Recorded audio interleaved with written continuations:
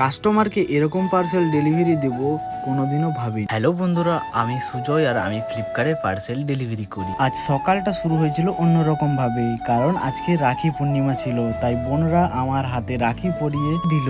তারপরে আমি বেরিয়ে গেলাম কাজের উদ্দেশ্যে। আর তোমরা জানোই তো, ডেলিভারি লাইনে কোনোদিন ছুটি থাকে না।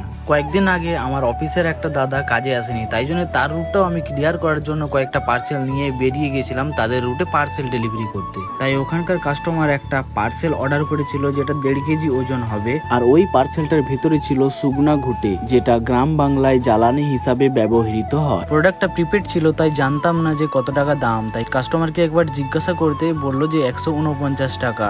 আর আমি মনে মনে এটাই ভাবতে লাগলাম যে আমাকে যদি 200 টাকা দিত, আমি আমার বাড়ি থেকে 1 বস্তা ঘুটা নিয়ে এসে দিয়ে দিতাম, কারণ আমাদের ঘরে গরু আছে। আমার ভিডিওগুলো যদি একটু তোমাদের ভালো লেগে থাকে, তাহলে লাইক, কমেন্ট, শেয়ার আর ফলো করে যাবে।